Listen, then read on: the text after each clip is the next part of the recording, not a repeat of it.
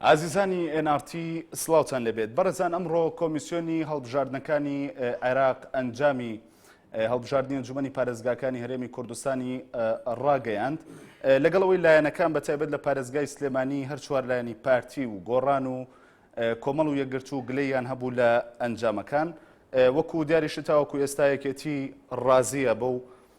ئەنجامانەی کە ببورن بەدەساتووە ئەمە دەکەینە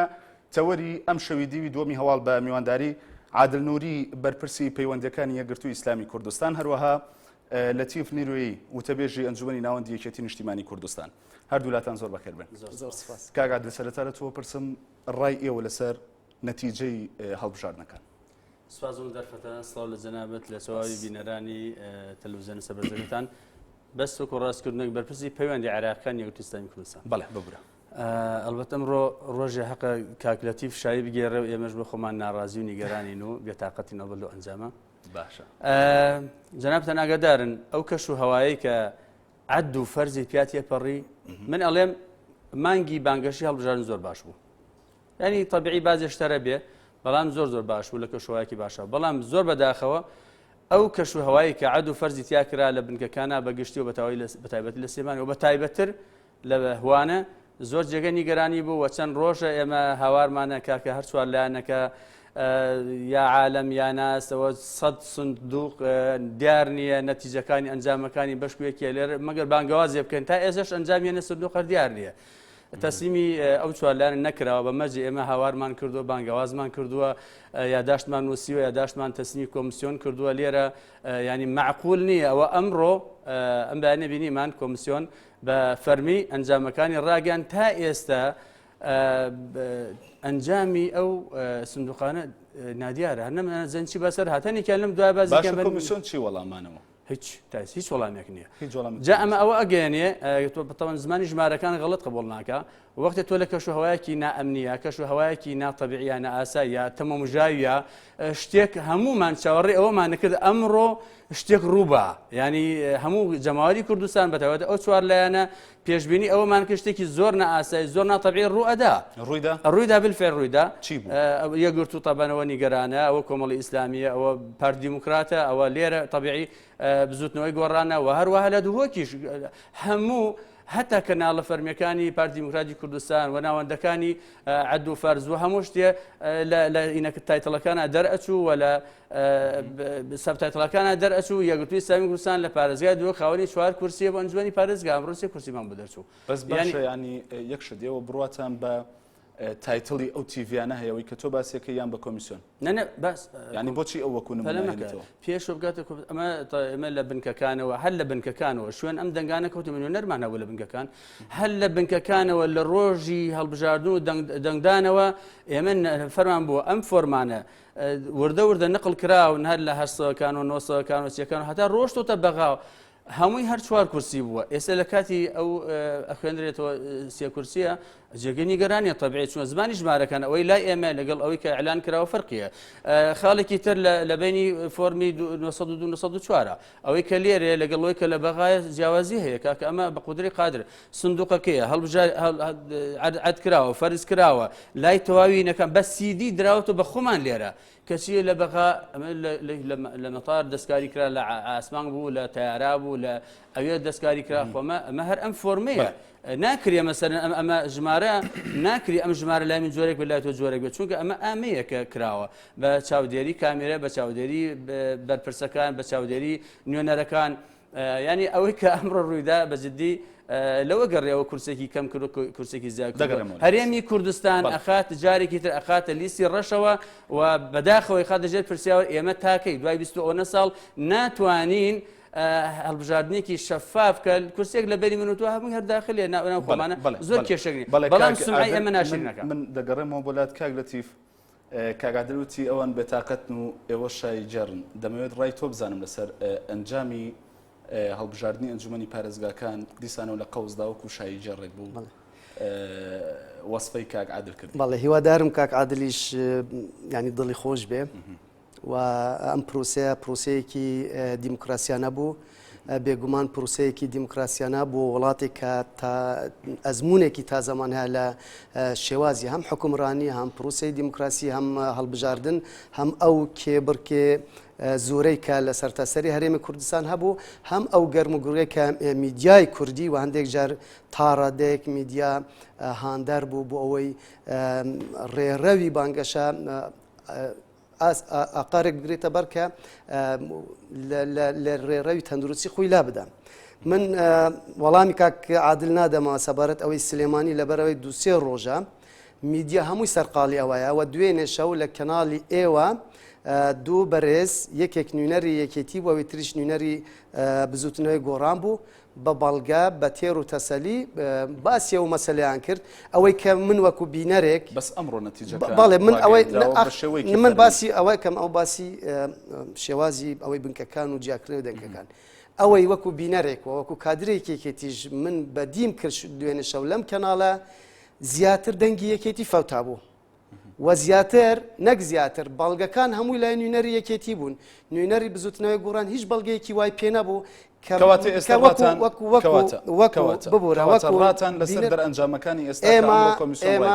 ئێمە پێشوازیمان لەو دەرەنجامە کرد مەکتەبی سیاسی بەیاننامەی دەرکرد و ئەنجومەنی ناوەندیش بەلاغێکی دەرکرد و خۆشحالی خۆمان دەربڕی و هیوادارین هەمومان خۆمان بۆ قۆناغی داهاتوو ئامادە بکەین لە هەر سێ پارێزگاکەی هەرێمی کوردستان ڕازیم بە دەرەنجامەکان لە هەر سێ پارێزگا و جگە لێ ئەنجومەنی پارێزگاکان لە هەموو ئەو شوێنانەی کە یەکێتی لیستێکی هەبووە بوو بەشداریکردن چ بۆ ئەنجومەنی پارێزگاکان چ بوو پەرلەمانی عێراقی ئێمە پێشوازی لەو ئەنجامە دەکەین لە هەموو شوێنێک دەنگەکانمان دەنگێکی زۆرمان زیادی کردووە ئێمە ینی بوو هەمووی چڕ بکەینەوە لە سلێمانی لە بەغدا دەنگەکانی هەموو لایەنەکەم بەقەی دەنگی یەکێتی نەبووە خۆ لەوێ ئێمە هیچ سڵتەیەکمان بەدەستەوە نییە تاتوانیمان بێ لەوێ تەزویرێک بکەین یان شتێک لە مووسڵ بچووکترین دەسەڵاتمان نییە لە 48 هەزارەوە گەیاندومانەتەوە بە 7 هەزار لە دوهۆک بچووکترین دەسەڵاتمان نییە لە 27 هەزارەوە گەیاندمانەتە 40 هەزار دەنگ لە هەولێر لە کەمتر لە 100 هەزارەوە گەیاندومانەتەوە نزیکەی 170 هەزار دەنگ کەوابێ ئەم ڕقەمانە پێمان دەڵێن ئەم حیزبە ئەم جارە بە بەرنمەیەکی نوێ بە پەیامێکی نوێ بە ئامادەکاریەکی نوێ بە شێوازێکی نوێ هاتوتە ناو پرۆسی دەنگدانەوە و توانێتی ئەم ئەنجامە زۆرە بەدەست بێنێ ئێمە لە گەیشتونەتە 144 هزار دەنگ لەسەر ئاستی عێراق واتە جاری پێشوو 650 شتێک هزار نزیکە 660 هزارێک بوون ئێمە ئەم جارە گەیشتونەتە 144 هزار دەنگ ئەمە هەڵکشانێکی زۆر بەڵێ زۆر ینی ئەم هەموو نابێ ئەمە چڕ بکەینەوە نابێ ئەمە چڕ بکەینەوە لە شاری سلێمانیە لە شاری سلێمانیشە چڕ بکەینەوە باشە پرسیارە لە تۆ بکەم بۆچی ئەم چوار لایەنە بە تایبەت لە شاری سلێمانی ڕخنەکانیان ئاراستەی یەکێتی دەکەن یاخود کۆمیسیۆن دەکەن بەوەی لەم ئیداری ژێردەستی یەکێتی نیشتیمانی کوردستاندا ناڕازایی دەرەبڕن ینی دەڵێن تەزویرات کراوە دەڵێن دەنگیان فەوتاوە دەڵێن دەنگیان چۆن بۆ لایەنێکی دیاری کراوە کە دیارە بە ناڕاستە خۆمە بەسییان یەکێتی نیشتیمانی بەڕێی من ئەو سێ لایەنە تا ڕێدەیەکی زۆر ئەم من سێ لایەنەکەی ئۆپۆزیسیۆن تا ڕێدەیەکی زۆر ئۆپۆزیسیۆنی جاران تەبان ڕەچاوی ئەم قۆناغە دەکەن قۆناغی پێکێنانی حکوومەت بۆی پشکیان لە حکوومەتە ینی بینی ئەوان و پارتی ساردیەک تێنەکەوە گینە کاک عادل خۆی باسی کرد لە دهۆک ئەوەی ئەو باز دەکە لە دهۆک من دڵنیام زۆر جیاوازە لەوەی کە لە سلێمانی باز دەکە خۆی دەڵێ ینی میدیاکان دەیانوت کاوان 4 کورسیان هێناوە کەچی بۆ بە 3 کورسی کەوابێ ئەگەر خەلەلێکە بێ خەلەلەکە لە دهۆک گەورەترە ئەگەر کەم و کورتێک بێ لە دهۆک گەورەترە ئەگەر تەنانەت شێوازی پروسەی دەنگدانیش کاک عادل لەوانە معلومات هەبێت بەس من هەستەکەم تۆ ناڕاستە خۆ قساکە یانی بەستە ئەوەیە کە لەوێ بێدەنگ و لێرە تا ڕادێک ناڵێم سادەسە لە دهۆک فۆرمی سکاڵە هەبوو کاک عادل بۆ ئەوەی نینەرانی ئێوە سکاڵە تومار هەبوو کاک عادل شوێن فۆرمی سکاڵا هەبوو لە دهۆک من جواب هەیە ئەو پرسیار لە دهۆک سکاڵە هەبوو دەستان بکەوێت سکاڵە لە دهۆک لە هەندێک شوێن ملاحەزاتی گەورەمان هەیە لە دهۆک لە هەندێک شوێن لە ساس يعني معقول نێت ولا هیچ شوێنێکی شوێنی وایە لە 100 پارتی دوای کوردستان دەنگەکان هێناوە لە سەدا ئاخر معقول نیە تۆ کەسێکت نەبێ گلەیمان هەیە و رەخنەمان هەیە و ئەوەشمان کردووە تۆمارمان کردو لەوێ بەڵام قسەی ئێمە تەنها پارتی و یەکێتی نیە باسی پرۆسەکەیە ئێمە بە تەنگی ئەوەن ئەم پرۆسی هەڵبژاردن لەکەدار نەکرێ لێرە بەڵێ یەکێتی نیشتمانی کوردستان باڵادەستە کاک باسەکە فەرمیێ ئەمان طبیعی براون بەڵام ئێمە گلەیمان لە ئەو شکلەی کە هەڵبژاردنەکان و کۆی پرۆستەکەی پیاتی پڕی گلەیەکی زۆرمان هەیە لە ساعی سفرا مۆزەفەکان ئەگۆڕن ئێمە گلەیمان لە ئەو دەستە بوو کە ئیشەکەی ئەبرد بڕێەوە تەزیرمان کردو قسەی ئێستا نییە بیکەین پێشتر ئەمانزانی ئەمانەوە ئەم شتانە ڕوئەدا بۆیە شتی قانونی و یاسایی و فەنیمان تەسجیل کردووە تەسلیمان کردووە تەسلیم بەغدامان کردووە گلەی گازندەی خۆمانمان کردووە لە میدیاکانەوە ئەمە ئەوە نیە بڵەوە ئێستا کەم ئەگەر 20 کورسیشمان بهێنەوە کوردستان ئێمە ئەم گازندانەمان نەرهەیە ئێمە بە تەنگی تەواوی کۆی گشتی پرۆستەکەوین لێرە یەکێتی نیشتمانی کوردستان هەموو دەستگاکانی زیاتر ئیدارەیەکەیە بەداخەوە بەدەستە طبیعی لێرە ئەم ممارەسەی کردووە گلەیمان لە کۆمیسیۆن بەکەم لە دەڤەری بادینانیش طبیعی لە دەڤری هەولێر ئۆدیۆ طبعاً پارتی دیموکراتی کوردستان و حیزبی باڵادەست ئەگەر هەر شتێکمان هەبێ بەرامبەر ئەو کردومانە چونکە ئەو گلەی و گازندەکەمان بەرامبەر حیزبی باڵادەستە ئێمە گلەیمان لە یەکێتیە پارتی و حیزب نییە گلەیمان لە یەکێتی نیشتمانی کوردستان وەکو حیزبی دەسڵاتداری ئەم ناوچە کە تەواوی دەستگاکان لە ژێر ڕکێفی ئەماوە گلەیمان لە پارتی دیموکراتی کوردستان وەکو حیزب نییە بەڵکو وەکو پارتێکی دەسڵاتدار ئەبێ ئەم شتە ینی جاکەینەوە کاک عادل یەک حاڵەتەیە ببوورە کاک لەتیف دەگەرە وڵات بە کورتی کاک عادل جیاوازی هەیە لێرە و لە دهۆک ئەبێ ینی ئێوە ئەو جیاوازیە باز بکەن لە دهۆک بەشی هەرە زۆری ئەندامانی ئەوانەی موازفی کۆمیسیۆنن سەر بە پارتی دیموکراتی کوردستانن ئەمەی لە سلێمانی کە هەمویان لە یەک سندۆقە دەنگیان داوە لە سەدا بە هەر چوار لانی ئێوە لە سەدا 95 ئەو ئەندامانە یان ئەو فەرمانبەرانە دەنگیان بەو چوار لایانە داوە لە سەدا 95 سفرە ئەوە سفرەکە بەڵێ لەوێ ئەی سەدا 5 شەکێتی ینی چۆن یەکێتی توانێتی و ئایا محافظ چووەتە ناو بنکەکانەوە ئایا ئاسایی چووەتە ناو بنکەکانەوە ئەڵێن یەکێتی پێشمەرگەیەوەیەک ئەتوێ بڵێ کە شەرمنانە قساکە لە پارێزگای سەبارەت بە پارێزگای دهۆک من بەڕێی من عادل لێرەیە لەوانە لایەنێک خۆی لێرەیە ئەوە بتەوێت تەسیراتی هەیە لەوانە زیاتر زانیاریشی لێرە هەبێ و وتم مراعاتی پارتیش ئێستا دەکەن لەبەرەوەی ئێمە لە قۆناغی پێکێنانی یەکگرتووە یەکگرتو مراعاتەکەیان تەواوی لایەنەکان ئەو لایەنەکانی تریش تەوقعەکەم ئەویش ڕەچاوێک ئەکات یەکلابووەتەوە لە ڕۆژی پێش هەڵبژاردنەوە لە 29 مانگا ئێمە قەراری خۆمان داوە ڕۆژن ناو حکوومەتەوە و ئەو پولە پۆست و پایانی کە بەرەوبەر یەکگرتووە ئەکەوێ ئێمە بەڕسمی وەرمان گرتووە تەنفیز نەکراوە بەڵام یەکلا کراوە تۆ بەجێگرتوو ئێسلامی کوردستان یەکەم لایەن بۆ کە 2005 ئۆپۆزیسیۆنی دروست کرد و باجی ئەوشماندا و مەقەڕەکانیشمان سووتە بە پێچەوانەوە ئێمە چەند جار گەزراوین و سووتێنراوین و کوژراوین بەدەست پارتی دیموکراتی کوردستانەوە دەنگمان بەرز کردووەتەوە سەرکردەکانمان شەهید بوون ڕووبارەکانمان دووجار سووتاوە ینی مراعاتی کوێی پارتی بکەین هەولێر لە منتیقی ژرد ببوورە کاک لەتیف لە ئیدارەی پارتی دیموکراتی کوردستانە ئەو شوێنانی کە پارتی تێدا باڵادەستە ئێوە لەگەڵ یەکێتیدا دەبنە لایەنێکی ناڕازی واتە لەوێ دەبنە چوار لایەن لێرەش لە پاڵ پارتی دیموکراتی کوردستانە دەبنە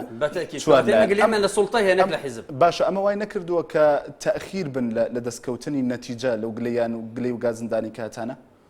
یعنی نەتیجە خۆ ئێمە لای ئێمە ڕوونە بەس لای کۆمیسیۆنە ئەوە کۆمیسیۆنە نتیجەکان والیەکە نەتیجەی سکاڵاکانتان مەبەستم جوابیانەداون توێشتا تا سێ ئێمە چەند ڕۆژە لە سی چوارەوە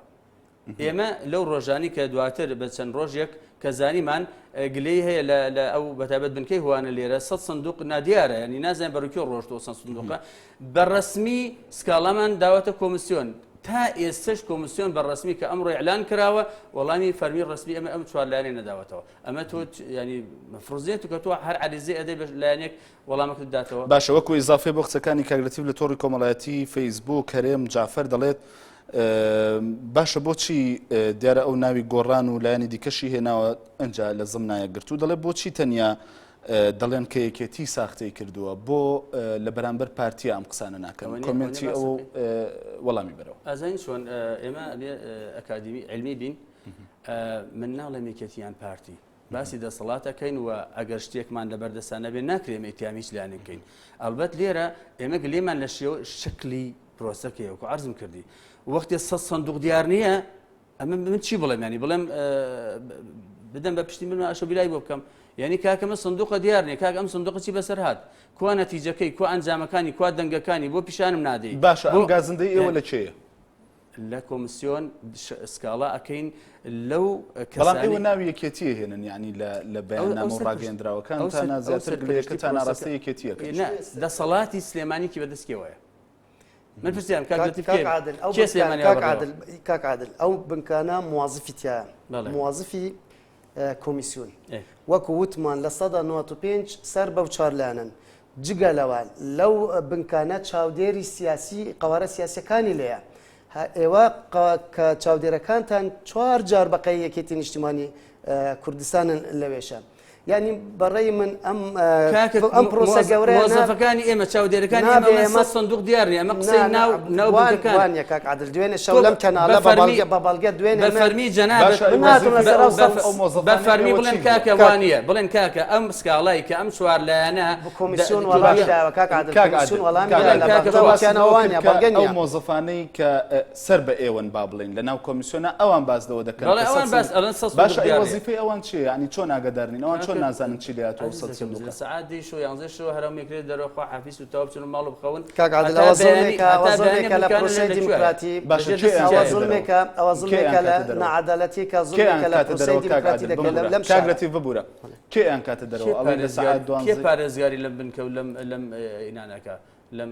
من پرسیار لەگەڵەکە یەکێتی نیشتیمانی کوردستان تۆ بەڵگەتە خەڵک دەرکرا بێ لەوێ نە هەر تەواو بۆ ماڵەوە خۆ حافیز کاک عادل ئەوە بەڕێی من ئەمە ینی چۆن ینی مۆزەفەکان لە سەعات 12 ناگەڕێن نەڕۆنەوە ناحەقیە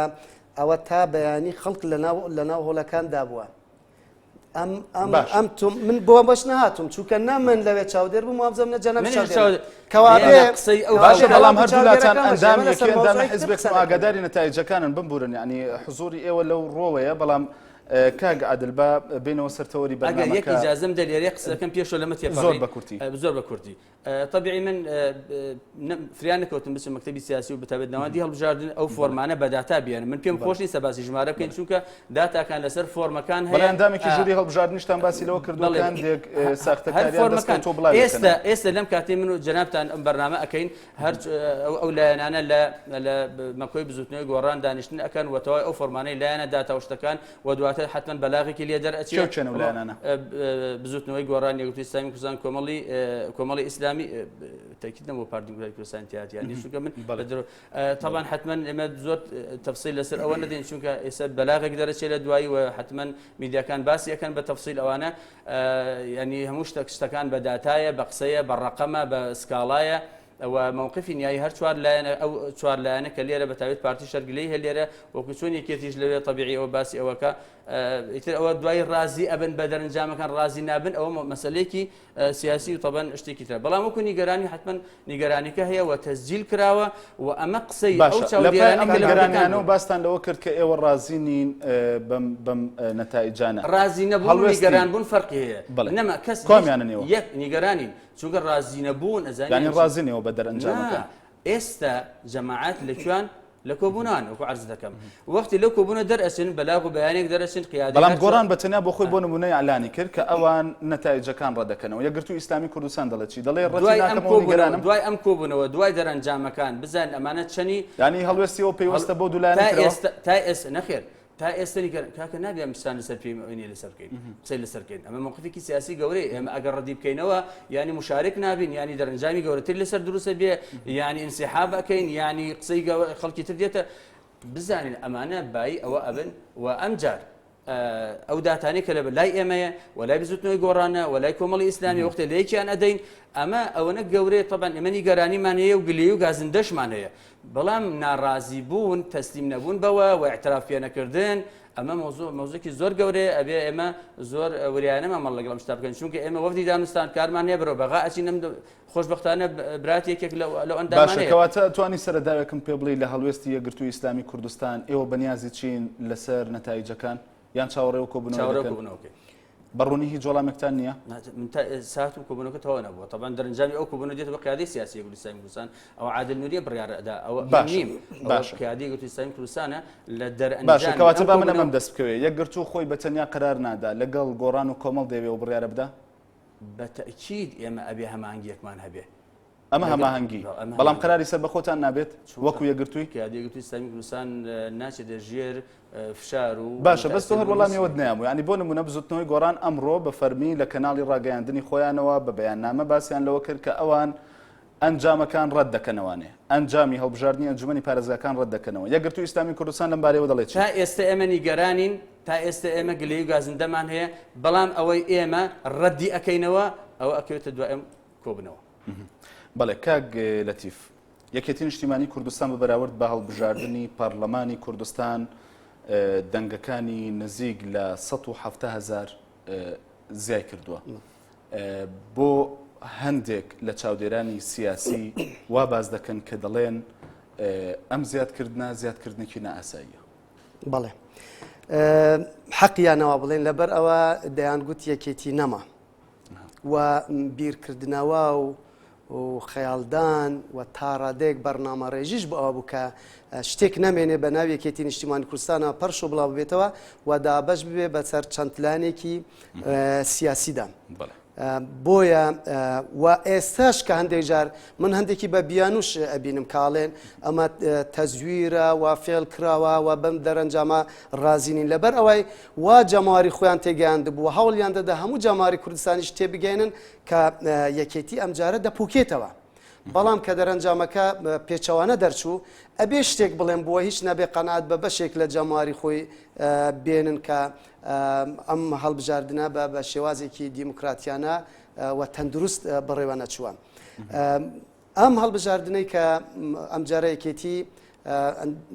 ئەنجامێکی باشی بەدەستهێنا هۆکار زۆرن.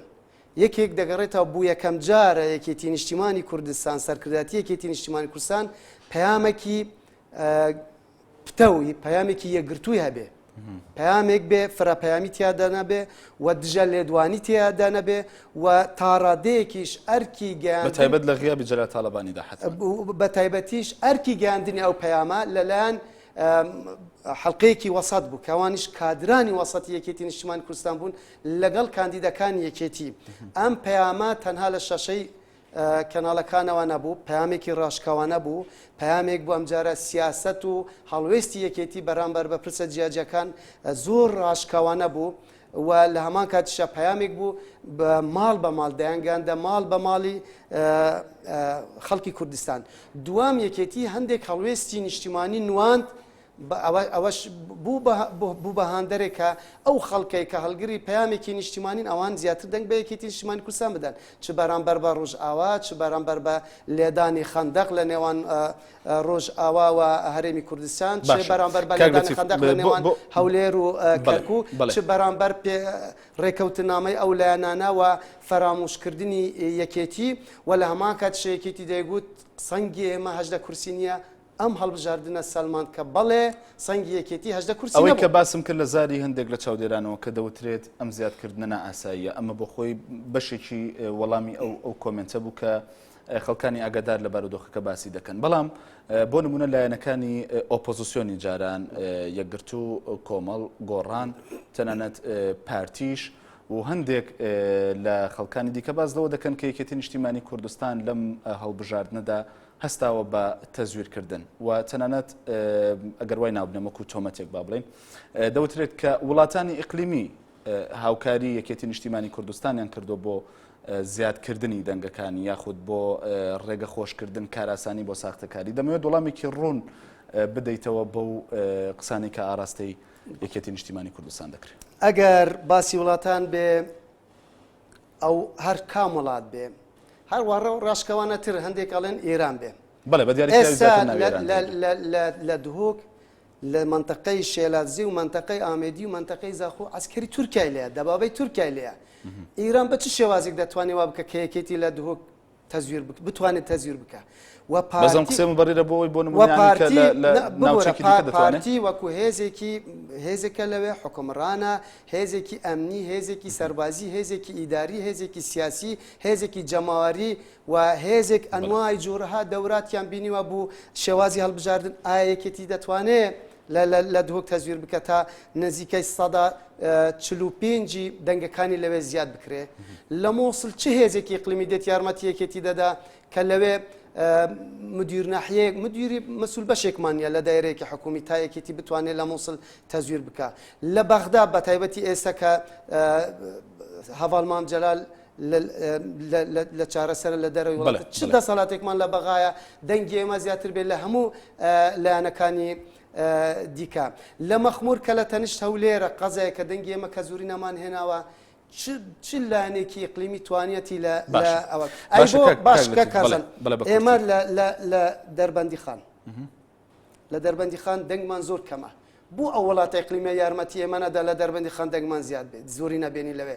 بۆ ئەو وڵاتە ئیقلیمیە ئەتوانێت لە مووسڵ وا بکە ئێمە دەنگمان زۆر بێ لە ناحیەکی وەکو زەمار یەکەم بین بەڵام لە دەربەندی خانێکی هاو سنووری ئیران نەمانتوانی یەکەم بین باش با من کۆمنتێکە لە تۆڕی کۆمەڵایەتی فەیسبوک بۆ بکەنەوە سەروەر لەتیف دەڵێت کاگرەتیف تەنیا باسی وێستگەی سفر دەکات پێی بڵێ لە شوێنی تر تەزویر کراوە جگە لە وێستگەی سفر لە دوای جیاکردنەوەکان ئەم تەزویرە کراوە ئێمە لە بەغامە چیمان هەیە سەرۆکی کۆمیسیۆن سەر بە ئێمە نییە یەک نوێنەرێک لەوەیە ئەو ئەتوانێت چی بکە لەوێ لە بەغال ئایا ئێمە دەسەڵاتمان هەیە ئێمە لە بەغا دەستکاری ئەوەمان دەستکاری ئەم ڕێژامان کردبێ دووەم ئەمە جارێکی دیکە هەمووی جاکراونەتەوە دەنگەکان و بە چاودێری چاودێرەکان ئەم تۆمەتانە ئەبێ ئەوان بێن نەریتی یەکێتی پەیڕەو بکەن هەڵبژاردننی پێشووی پەرلەمان من ئەڵێم شکست ناڵێم پاشەکشە شکستمان هێنا اعترافمان کرد پیرۆزباییمان لە خەڵکی تر کرد و وتمان خۆمان ئامادە دەکەین بۆ هەڵبژاردننی داهاتوو ئەبێ ئەم لایەنانەش و بە تایبەتی من بە کاک عادڵ ئەڵێم بەڕێی من هەر لایەنێک ینی گلەی ئەگەر بڵێم گلەی نەکڕەکنەش لە یەکێتی بکە بەڕێی من یەکگرتو ئەبێ ینی دڵفراوانتر بێ بۆچی بۆ نمونە لە کەرکووکە لەو شوێنانەی کە یەکێتی لێ دەسەڵاتدارە لە کەرکووکە یەکێتی 5 ئەندامی ئەنجومەنی هەیە یەکگرتو سیانی هەیە و جێگیری سەرروکی ئەنجومەنی پارێزگای کەرکووک سەر بە یەکگرتووی ئیسلامیە هەرچەندە کەسێکی شایستەیە منەوانەیەمە بە جموجۆڵە ئەوە ینی من ئەو ڕخنم لە کەساتی ئەو نییە قەت ڕۆژێک لە ڕۆژان یەکێتی نهاتوە بڵێ یەکگرت و ئەم جارە 6,000 دەنگت تێنەوە لە کەرکووک نهاتوە بڵێ ئەوە بە یەکێتی هەمیشە بڕوای بەوە هەیە کە بەشداریەکی پێکەوەی وەکو ئێستاڵێن بنکە فراوان یان یەک ریزی نیشتیمانی تەنانەت لە سلێمانیش چی کەشتێک ئەوەی کەسێ ئەندامی هەیەگرتو هەیە بە خێر پێداوە یا ئەوە ئستحقاقاتی هەڵبژاردننی ڕابردووە هەڵبژاردننی ڕابردووە ئەمەی کە ئێستا تۆ باسی ئێستێکی ڕابردووەکەی یەکگرتووی ئیسلامی کوردستان ئەو کاتە لەگەڵ لیستی هاوپەیمانی کوردستانیا بوو هەمومان دەنگ بۆ لیست بدەنگ بۆ لیست و ئێمە قائمەیەکی تەوافقیمان لەگەڵ هەموو هێزە کوردەکانە کردووە ئەم جاریش پێمان خۆش بە هەروە بووایە بۆی دەنگەکانی ئێمە باشە بەڕۆمیانی کە تۆ باسی یەکگرتووەکە دەفێڵی خاتریان گیراوە خاترتان گرتوون مەبەستە دڵێ کە دەبێ ئەوانە خاطر من ئەڵێن یەکێتی بڕوای بەوایە هەموو لایەنەکان بەشدار بێ و پێش ئەوەی بێنام بەرنامە جەنابەت قسەیەکی زۆر جوان کرد مەبەستم ئەوەیە کە یەکێتی هەمیشە ویستوێتی هەموو لایەنەکان یەکێک لەوانە یەکگرتوو بێ ینی نمونەیەکی تێنە کە جەنابەت لە شوێنێکی زۆر پێم خۆش بوو ئەوە من باسی ئەوە ناکەم بەڵام ئەمە نیشانەی ئەوەیە کە یەکێتی بڕوای بەوە هەیە لایەنەکان ئەوەی جەنابەت کەوتە من لە بەغدا من ئەوە زۆر خۆشحاڵی کردمەوە مەبەستم ئەوە یەکێتی هەمیشە ئەوەی جەنابەت کورداتیت کردووە بەڵام یەکێتی زەمینە سازیەک بوو تو ڕەخسەندووە لەوێ لەبەر ئەوە من بەوەی من ئەمەیە بڵێم یەکێتی ئیشکاری خۆمان گەشتون تا هەر شوێنێک کە تەمسیلی کوردمان کردووە ئیشی باشمان کردووە خەڵی جەنابی سەرۆکیش ئەو کاتە کاگرەتیف ئێوە چوار ئەندامتان هەبوو لە ئەنجومەن کاگرەتیف ڕاستە ناو دانراوە مەسەلەن لیژنەی فلان بەس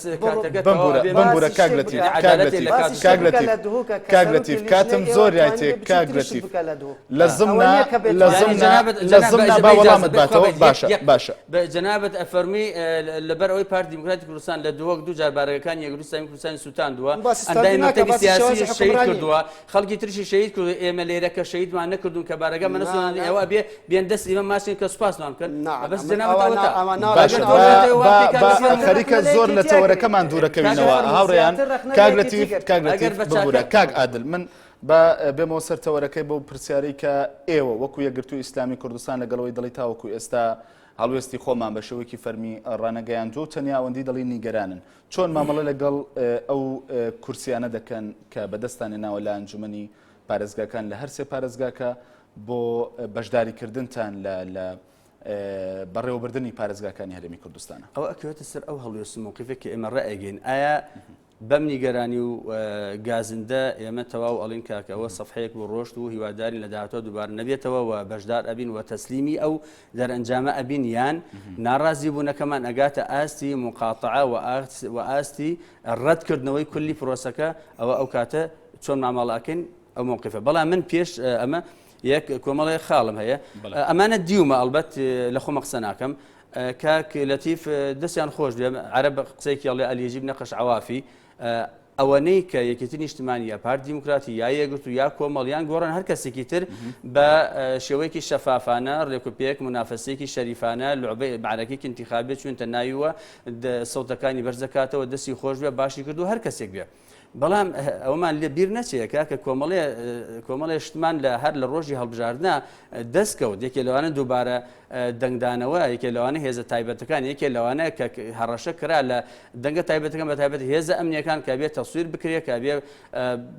کامیران بردە ژوورەوە دەنگەکانیان ئێنا دەیەها لە قەتات هەیە و لە فەیسبوک و لە تۆڕە کۆمەڵایەتیەکان عەرزت کەم سووریەکان دەنگیان پێدرا ئێرانی هێنرا دەنگی پێدرا بتاقە فرۆشە بە چەپ بتاقات و تەوزیع کرد ئەمە ڕسمەکە لە تۆ نەوەڵ عادی یان هێشتی زۆر کراوە لەبەر ئەوە بە دۆکومنتن کاک بەڵێ بە دیکومنتان و تەقدیمی کۆمیسیۆن چونکە هەر پرسیارێکە بۆ منە هاوکار عەلی لە تۆڕی کۆمەڵایەتی فەیسبوک دەڵێ دەتوانێت یەکێک لەو ڕێگایانەمان پێ بڵێ کە یەکێتی تەزویری پێ ئەمە ئەم قسانی کە باسم کرد ڕەنگەوە پێش ئەوەی کە من ئەمە بڵێم ئەوەی نووسیبێ ئەمانە باسم کرد ئەمە یەک دووهەم کاک لەتیفگیان جەنابەت دەڵێ وەڵا پلانێکی زۆر باشمان کردووە ئەبێ حیزبەکەی من و حیزبەکەی ترش چاویێ بکە لەم هەڵبژاردنە یەکێتی کەمترین بانگەشەی کرد کەمترین جموجۆڵی کرد کەمترین پرۆژەی بوو ڕەنگە بڵێن لاواسنی خطابی سیاسی بوو چی بۆ دەرەوە چی بۆ ناوە سەنگەرابووین لایەنەکانی تر هەموو لێک لەبەر ئەوە من نەبینی ئەم دژی خەندەکەی ئەم هەمومان وابووین هەر تۆوە نەبووی هەمومان وابووین تۆ دەنگەکانی خۆ لە سووریا نەهێناوەتە ئەوە برا عەزیزەکەم بەنسبەت ئەم قودرەتی قادرت چی بوو کە ئەم دەنگانی یەکگرتووی ئەوە فڕاند بوو من ئەڵێم ئیسەش دووبارەی ئەەکەم ئەو دەنگی چە؟ دەنگی یەکێتی نیشتمانی وەکو بە قودرەتی یەکێتی یەک دنیا ڕێکخراوی سیاسی ڕێکخراوی ئەمە پێشترش بوتان کاکە هیچ نەدا لە بینی باشەیەکی نەوە لەگەڵ سی چوارە هیچ شتێکمان نەبینەوە پاشانوانە چەندین حزبی سیاسی ئیجازەم بدە جەنابەت باسی 65,000 دەنگکەی لە مۆستا من ئەوە ئەسڵەن علامەی ئیسیفامی لەسەردانیم لە چوار ڕۆژ ئینشاءالله هەفتا و پێنجی شەر 7,000 کۆمیسیۆن چوار پێنج ڕۆژ پێش ئەوەی سوێنجی مانگەوە پێم وایە بەرپرسی مەڵبەند کە ئەندامێکی سەرکردایەتێکی دە پێم ئەگەر ڕاست بم لەگەڵ تەواوی کارگێڕەکانیکێتی هەمویان ڕۆشتن سنگاریان گواستون بۆ لای پارتی دیموکراتی کوردستان کەس نەما ئەم پرۆسە بە بەڕێوە ئەم دەنگان بەرامبەر چەند کەساتن بەرامبەر باسی مووسڵەکە یەک شتێ لە حربا پێوتێ قیادە و تەوجی وەختی قیادە سێترە لێ ئەدرێت لە هەر جەنگێکە تەواوی پرۆسەکە متیەکە چێ بەیەکە جارێک سێ چوار مانگیتریوە تا ئەو خەڵکانی تر کە دێنە سەر پرۆسەکە بزانی کوێ یعنی تۆ تەواوی ئەم قیادەیەکێت لە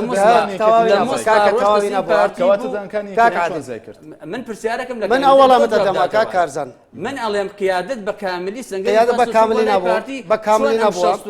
بە کاملی نەبووە کاکە بە من وەڵام بدەوە پرسیاری مەسئولی مەڵبەند کارگێڕەکانت مەسئولی مەڵبەند ڕۆشت حیمایەکانی لەگەڵ نەڕۆشت یعنی حیمایەکان سەرپەرشە پرۆسە حیمایەکان نەکردمە بەسمە کەس لەگەڵ نەڕۆشتوە حیمایەکانی هاتنە سلێمانی بە سیارە و شتەوە هاتن چوونەتە مەکتەبی سیاسی ئەو کارگێر و ئەوەنەیە کە چوون بڕوات بێ براکانی هەندێکی براکانیان لەگەڵ نەڕۆشتووە تەنها لە شنگال 1500 کەس لە دوایەوە هاتنە ناو یەکێتی نیشتیمانی کوردستانەوە ئەوان کە ڕۆیشتن کێشیان هەبوو گوشارێک لەسەرەوان بوو کە بڕۆن یعنی من نامەوێ هەموو وردەکاریەکان باز بکەم من ئەوم نابێت باخرەوەدەم ئەرزی خۆیان قەست ئەوەی قیادە و تەوجیه و سەیطرە نەما باشە لە منتەقەی چۆن زیادی کرد کاکە خەڵکاتە ناوێکی باشە باشە برعەزەکەم دوام بەرنامەیەکی ئێمە هەرومان کادری حیزبین ئەزانین تۆ کاتی هەڵبژاردن ئەەکەی تەوزی ئەدوارت هەیە کەمپینەکانت هەیە ینی تۆ متابعات هەیە شتت هەیە بەس یەک قسە لێر یەک قسە ئیجازەم دەی ئەڵێ ئەو بەرنامەیەکێتی کە لە بانگەشە ئەوەی کردیانی پێداگری لەسەر کردووە جێبەجێ کرد با حیزبەکانی ترش ینی من نازانم ئەم شتە زۆر مهمە چی بوو بژاندەوە دەستیان خۆش باشە پێتاڵێ بکە کارزانانی شتێکی تریش پێڵێم من سوپاسی ئەوانەکەم کە یانوت یەکێتی نەما ئەوە زۆر مهم بوو کەوتیان یەکێتی نەما ئەو ڕێکەوتنەمایە خزمەتی باڵێ چونکە زۆر یەکێتی هەبوو نیگەران